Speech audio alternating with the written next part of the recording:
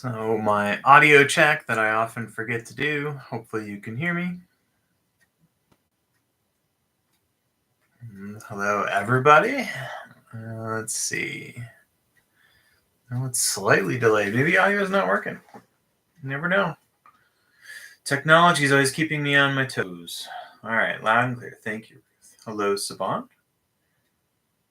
And hello to Brian and Bill J, Bill B, and Mike G, Bonjour, Paul, and Mao. Hello. So nice to have you all here live. The video is a little hairier than. Okay, so the image quality is not so good, or is it because I have more hair on my chinny chin chin? Oh, hey, welcome, Felina. This is my pre-travel beard. Welcome, Lynn. And as you're joining, knowing that we started a little bit early, so. Oh, okay. I was just I have to ask because the video quality's been bad for so many years that I never know. So I'm always thinking about that. So yeah, we got about a minute before we're scheduled to start. Good to have you here, Thelina.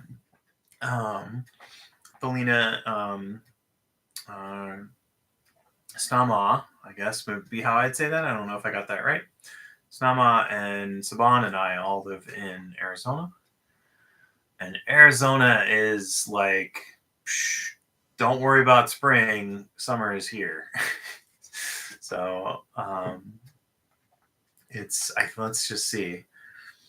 I won't be able to do the Celsius conversion quickly, but yeah, so at least in Tucson right now, it's 85. So I don't know, what is that, like 26? Somebody will tell me. I wish that Apple Weather would just show me both. Pretend like I don't. Anyway. Okay, thank you, Ruth. And then welcome, Gabrielle. And then as folks are joining here, we're at regular time. I started a little bit early. I think I'm going to play around with. I think I'm going to play around a little bit. So at some point, I think I'd mentioned this, that I'd gotten Roshi Joan Halifax's In a Moment of Breath.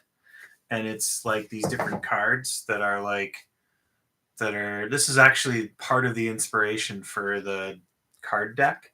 But I was just looking at these recently just because I thought that's kind of interesting. And this one has a dedication of merit on the back, which I thought was kind of interesting. So I was going to use that for today.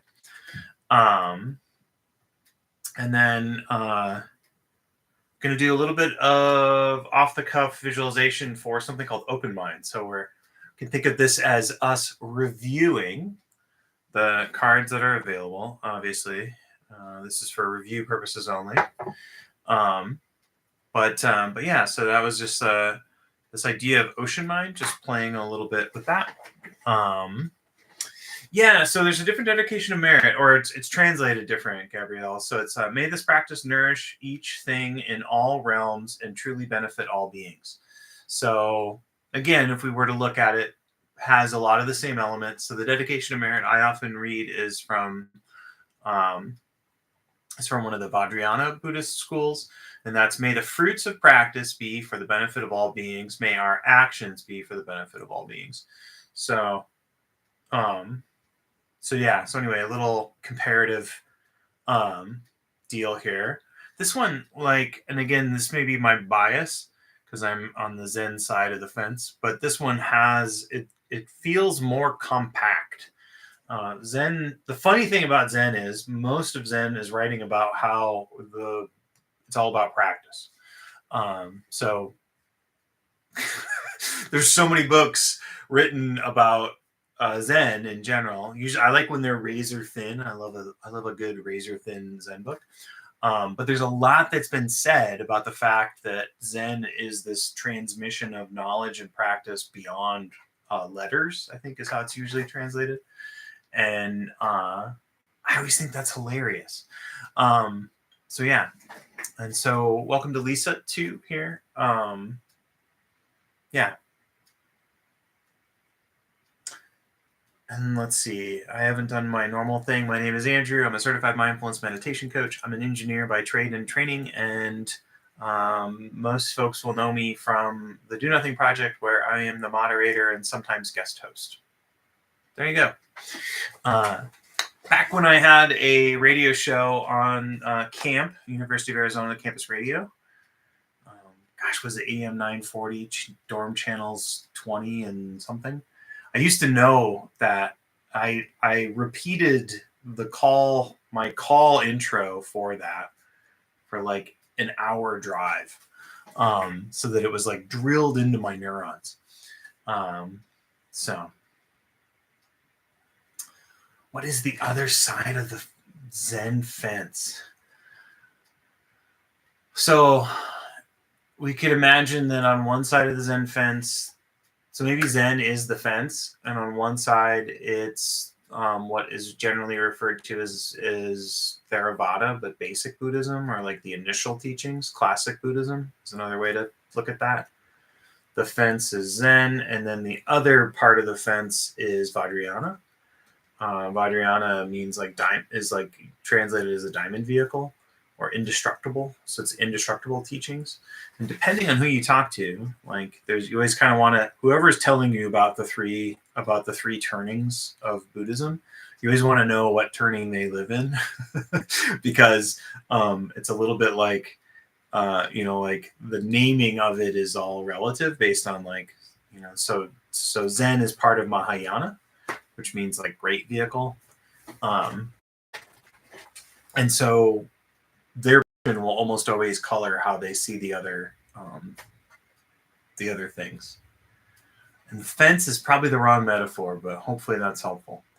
So, and again, I'm not a Buddhist teacher. All of my certification stuff is in the like secular mindfulness world. So maybe Mahayana is the fence. So you could also look at it as the teachings evolved based on the application of the person in general. So the initial teachings, Theravada means the old school, but it's the last remaining school that represents classic Buddhism. And it is, you can think of it as the narrow vehicle, or it's like the vehicle that would transport you and only you. And Mahayana being the great vehicle means it's the wide vehicle, or like now you've moved from maybe a bicycle to a bus. And then Vajrayana is like you have an invisible plane or something.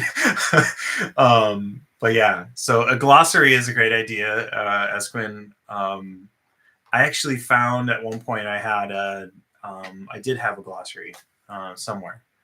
But yeah, so the vehicle, and the vehicle is like, how do I transport myself from where I am to where I want to be?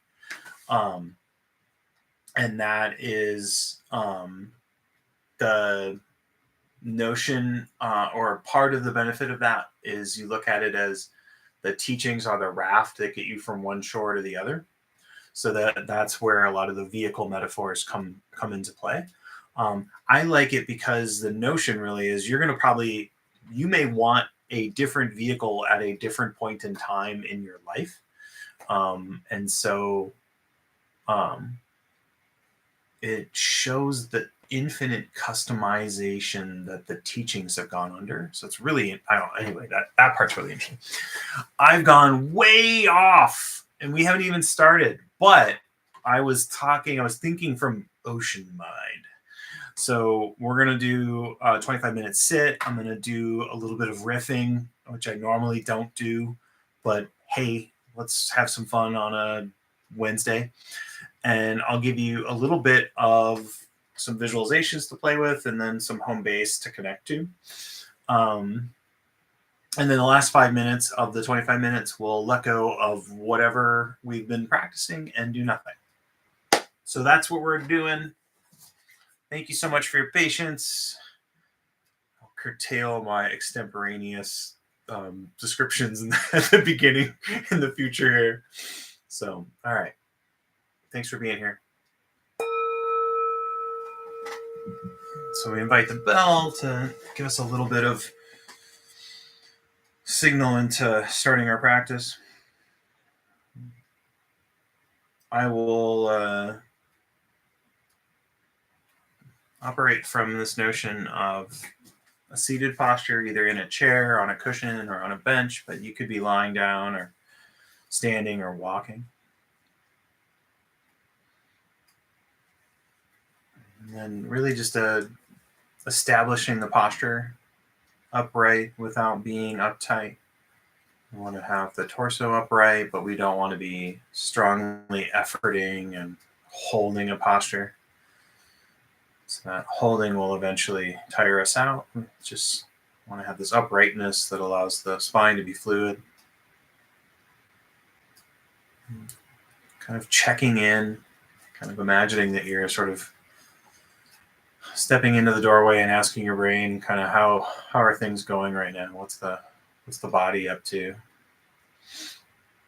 And again, really just checking in to see what's already here.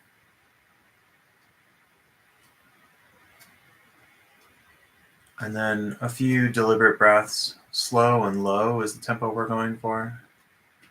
Breathing in through the nose and out through the nose really allows us to slow down and accentuate the breath.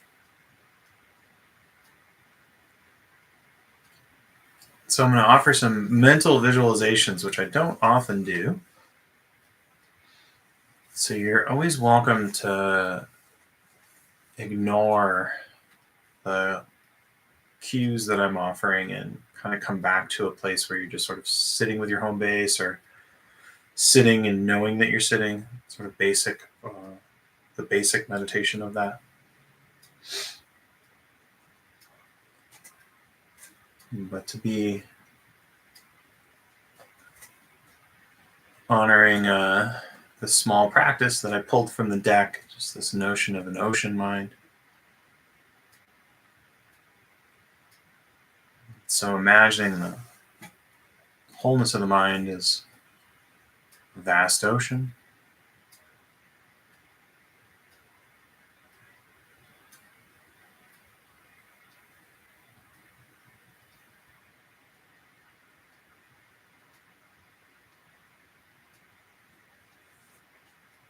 And from above, we see the waves arise and fall away.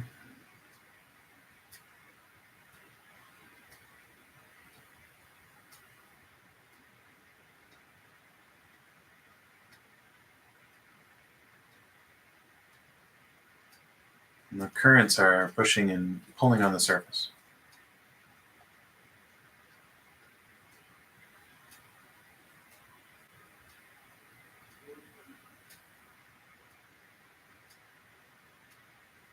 Deep down, we know there's a stillness underneath that surface.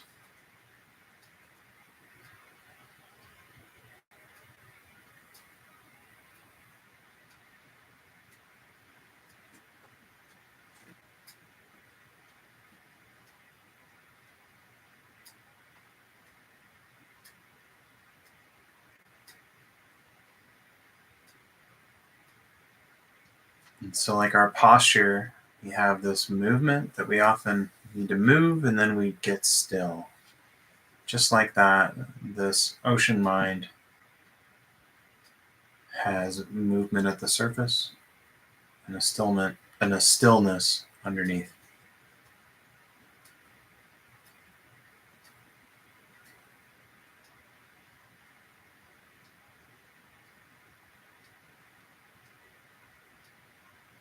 So just inviting you to rest openly in that fluid ocean mind.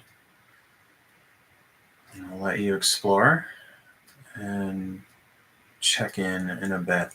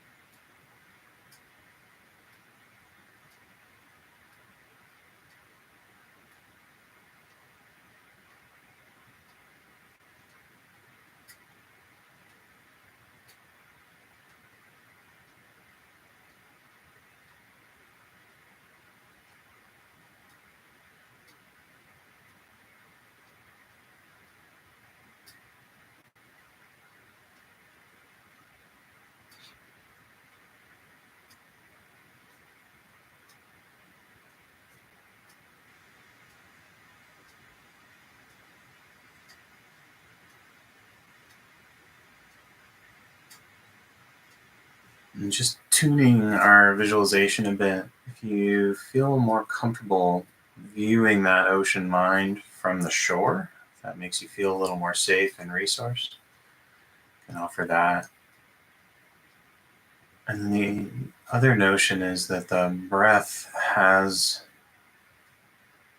when I visualize oceans or bodies of water, I feel like I almost naturally sort of sync my breaths to this like notion of waves undulating that arise and fall away. So again, just playing around with that, knowing that you're always welcome to switch to your home base.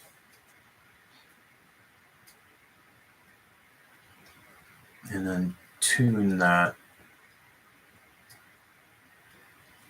technique just so it feels just right.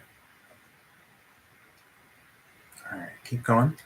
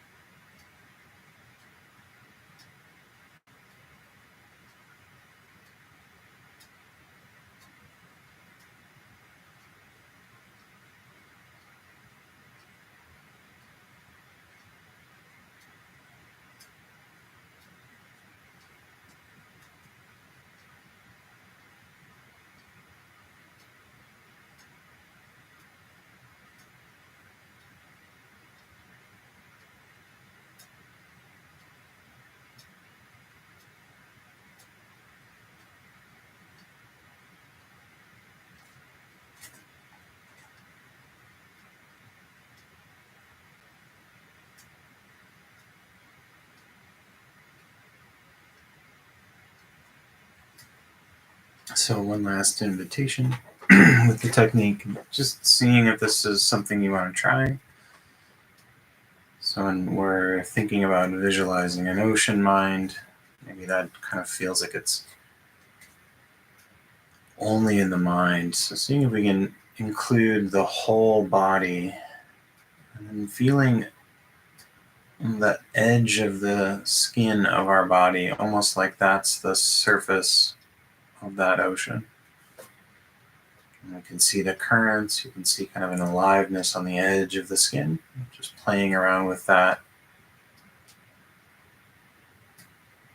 surface current on the edge of the skin, and then the deep stillness inside the body, or the deep stillness when the body is supported. So again, there's that movement, stillness.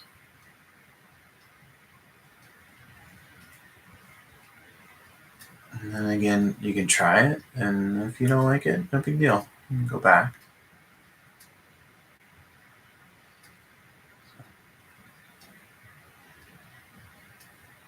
Seeing if that shift is interesting at all.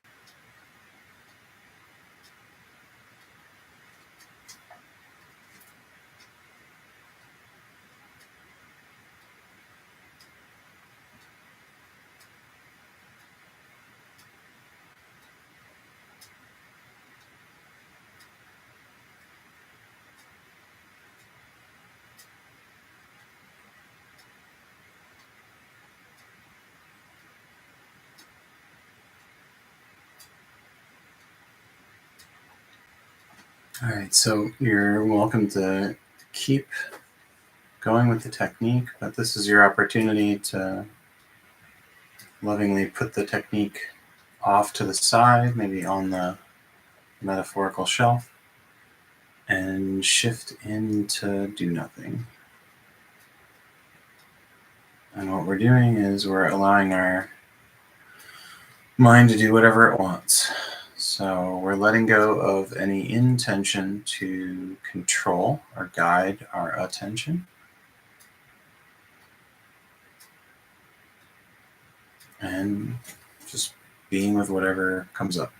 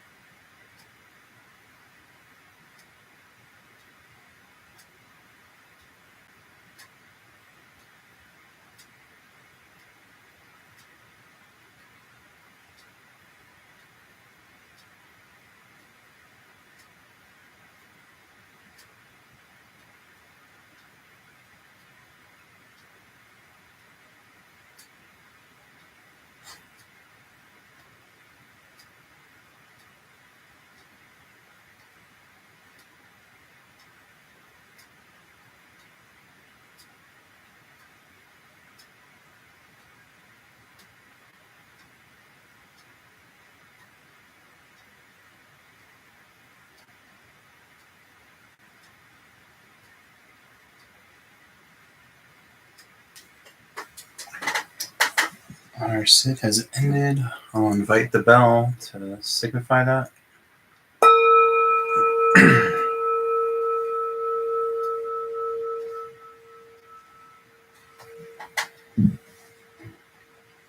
Thank you for your practice. May this practice nourish each thing in all realms and truly benefit all beings.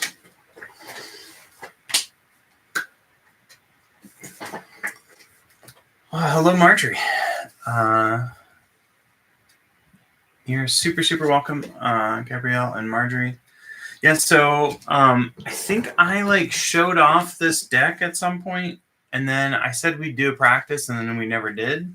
So it has the earth, a whole category of earth, water,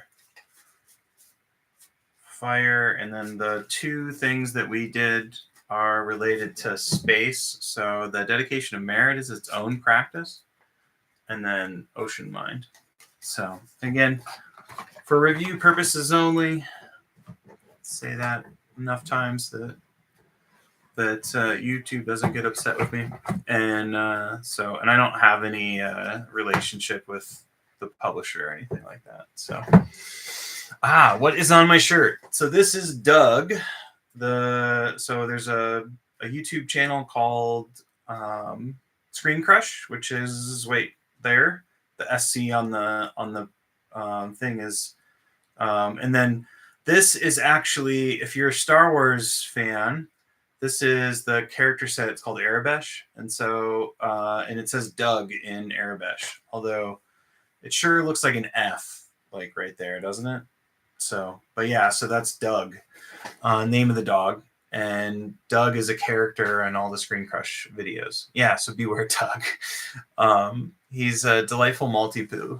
But yeah, so Screen Crush does videos on the Marvel Universe and Star Wars. Early January, I went up to Phoenix to see their live show. So they're a cool. We're not doing my Star Wars podcast is not not active at the moment, but I used to do a Star Wars podcast, or I was part of a Star Wars podcast. Can we do a card next week? We could do a card next week, or we could do my deck, the UM cards too. But yeah, if folks like that, we can play around with. Maybe we do. So we did space. Maybe we'll do although it's hilarious, that one is space, but the whole visualization is the ocean. But maybe we do an earth. I'll see if there's an earth practice that is interesting. Maybe. So if you like that idea, let's do it. I grabbed it today because I was looking at it. I found my stress coping deck from Faith Harper, in a random spot that I didn't realize. And I was like, wait a minute, I've been looking for this. So I would like to cope with stress. And so anyway, I've been thinking a lot about decks and such of late. So yeah. All right. Almost top of the hour. Oh, interesting. Thank you for sharing that, Lisa. Oh wow. So your eldest son is Doug. Okay. Well, there you go. Isn't that a kismet? I think is that the right term? Ruth will tell me if kismet is the right term or not. Yeah. So Sunday, normal. Everything's normal as planned, to my knowledge. Everything, and then, oh, I totally forgot. Oh, is it fate? Okay. All right, maybe that's not the right word then. And then I forgot to mention. I was gonna plug. And I don't have the link for it. I was gonna plug Brooks. I was going to plug Brooks' thing. Brooks doing practices on Thursday. I won't be able to go because I volunteer every other Thursday. But I meant to do that. Anyway, yeah, see, I thought it was kind of a magic or a coincidence, I guess. It's like a beneficial coincidence. But yeah. I feel like there's something I'm supposed to say, but I have totally a fate or destiny. Okay, well, yeah, interesting. I feel like there's something I'm supposed to say, but I'll have to save it for another time. I think everybody's on the mailing list, but somebody recently messaged me to ask to be put on the mailing list. If you're on the mailing list, then you also have a link for Oh, I know what I was supposed to say. Saturday. Saturday is Zoom. Zoom practice and check-in, and then so email me, Ruth, and I can find the link for Brooks Sit another way. So if you email me, I'll get you that. But I cannot. I can't find it fast enough in our time. But yeah, if you email me, I'll pass that on. It's called Begin Again and timed with the vernal equinox. So what great timing.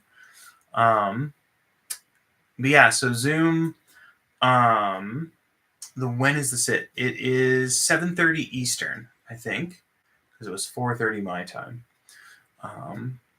Yeah, have a great week as well, Gabrielle. So Saturday is our last March sit, but I am going to do another Zoom on the 5th, on April 5th. So we're going to do like a bonus. And then I'm part of the reason I'm growing a beard is because we're preparing to travel, and I like to have a beard when we're traveling internationally. And I don't have the exact mapping, but Ralph, clearly I totally forgot about this. Ralph and Brooke, that's the other reason Brooke was on the mind, are going to fill in for me while I'm out. So I'll be out the 30th, the 7th, so the 30th of April, the 7th of May, the 14th of May, and the 21st of May. And so I think that between Brooke and Ralph, they'll be able to overlap so that when Brooke is not there, Ralph can do it. And when Ralph has a Niagara Falls retreat coming up in the beginning of May. So it looks like it's all going to work out. We are going to Kazakhstan, Kurdistan, Tajikistan, and Uzbekistan. So 4 of the stands. And we're going with G Adventures. Not all the stands, but all the the stands that the State Department will allow us to go to, I think, is maybe a shorthand, or at least as an American citizen. So hopefully everything, so fingers crossed, everything goes well on the way to that. Yes. So Silk Road is one of the big draws. And there's lots of yurts. So I'm looking forward to staying in a yurt. Or my understanding is we will get to stay in a yurt. So, and we're getting to go with a bunch of folks that we've been on different trips with. So the gal we went to Bhutan with gathered us all together. So super awesome. Yeah. Okay. So if you want Brooks info, email me. It's tomorrow, 7:30 Eastern. And I think it's running until sometime in summer. I think I saw lots of dates coming up. Everything's set on Sunday as normal. Fred and I will be moderating. And then Ralph and Brooke will be filling in for me when I'm out. So that's super delight. Ooh, it sounds interesting, Marjorie. All right. Yeah. And if you had somewhere to go at the top of the hour, you're still on time. All right. And then if you have Buddhist questions or you're like glossary, like I don't know if I can get a glossary quickly, but if you have the like what the heck was I talking about? Again, I'm not a authorized teacher or anything, but I can at least try to provide more context with whatever I was saying. So, all right. Have a great rest of your week and enjoy your Thursday if you're in Australia.